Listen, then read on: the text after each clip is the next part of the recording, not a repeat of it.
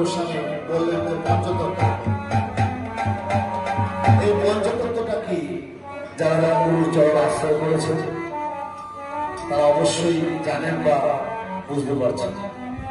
এই দেহটা পঞ্চতত্ত্ব কিন্তু গঠিত। আমরা গুরুর চরণ যখন আশ্রয় করি, আমরা গুরুকে কি দেই?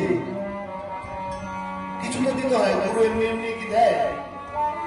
গুরুকে কিছু দিয়ে পেতে হয়। তাই গুরুকে পঞ্চ দিয়েছি বলে গুরু আমায় পঞ্চ দিয়েছে, তাই গুরু হরি বল।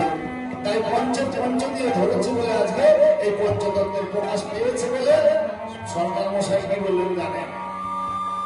পঞ্চতত্ত্ব করে প্রকাশ করায় জীবের আমি প্রকাশ।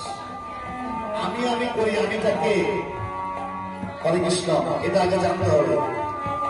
আমি কোথেকে এসছি, আমাকে কেনই বা তিনি পাঠিয়েছেন? আমরা কিন্তু বিশ্ববিদ্যার সন্তান, আমরা অমৃতের সন্তান।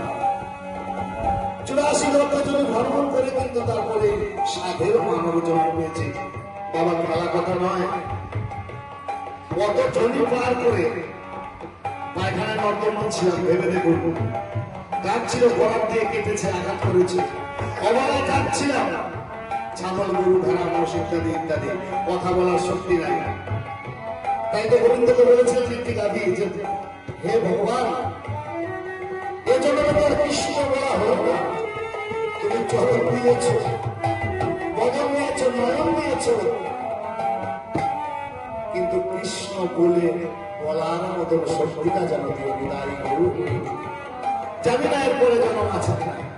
তাই আমার গরু সুন্দরের এই রূপ ভাব প্রকাশ করলে তিনি কুমারচন্দ্র গোস্বামী। তাই আজকে পঞ্চতত্ত্ব, আজকে যে গোসাই এখানে ভোট লাগালেন, দেখুন পঞ্চতত্ত্ব রয়েছে। আমার এই দেহে আছে, আপনার দেহে আছে, প্রত্যেকের দেহে পঞ্চতত্ত্ব। তাই ভগবানটা কি বলছে? তাই গৌর হরি এসে কি করেছে এবং কেন করেছে?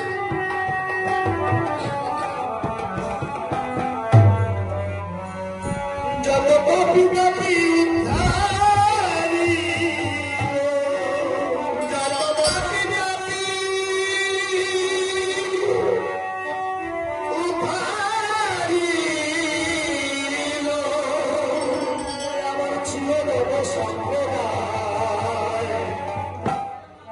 মস্ত বড় ওঝা হলো ও সোনার নদিয়া, মস্ত বড় ওঝা এলো সোনার নদিয়া।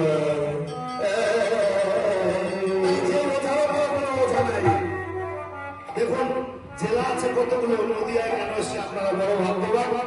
আপনাদের চরণ থেকে মস্ত গ্রহণ করছি। কারণ নদিয়া, মালদা, মুর্শিদাবাদ, বাঁকুড়া, মেদিনীপুর, বর্ধমান, পাশেই বর্ধমান থেকে এসেছি। কিন্তু বর্ধমানে নাই নেই প্রভু, প্রভু এসেছে নদিয়ায়।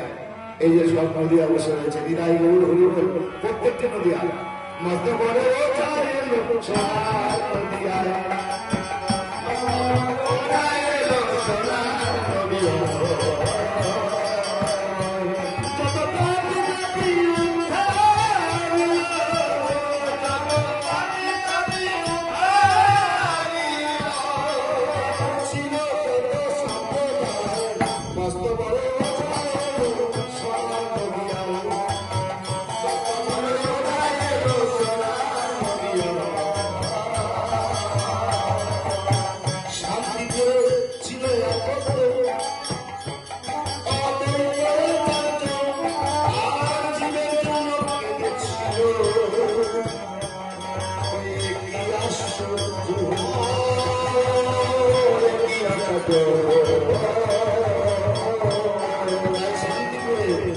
যিনি এসছে আমার অদ্বৈত প্রভু।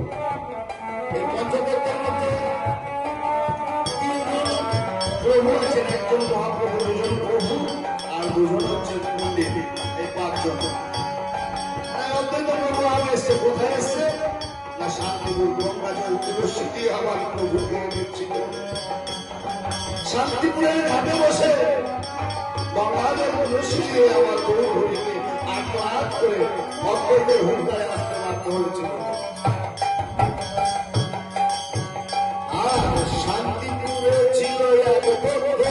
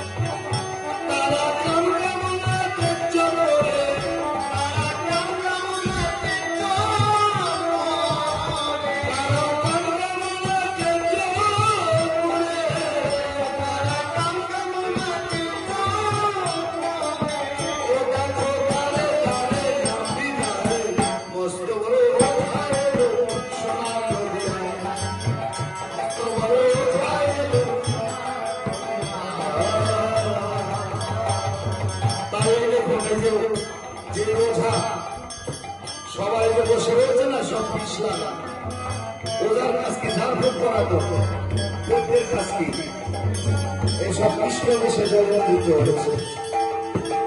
যার এই বিষ লেগেছে সে ভালো থাকতে পারে না গো। স্ত্রী পুত্র পরিবার স্বামী সব বাদ চলে যায়, কিন্তু তার জবাবদিহিত আশ্রয় করে সে নানা বলবে জীবন করতে পায় বিদায় দূর হইব দূর।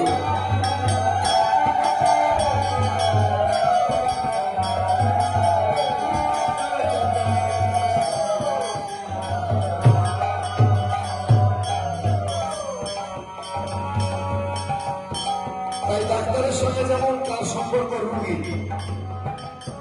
রোগীর সঙ্গে তার সম্পর্ক ঔষধের, ঔষধের সঙ্গে তার সম্পর্ক ফার্মেসি। দেখুন কিছু রোগী মাস্টারের সঙ্গে স্কুলের, স্কুলের সঙ্গে ছাত্রের, ছাত্রের সঙ্গে বই পুস্তকের। দেখুন কত সুন্দর করে মিলন করে দিয়েছে ভগবান।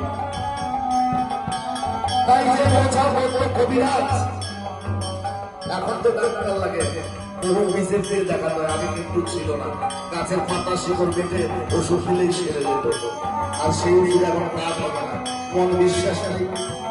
তাই প্রভু কিন্তু দেখিয়ে গেছে, তাই বলছে কাটোয়াতে ছিল তিন ভাই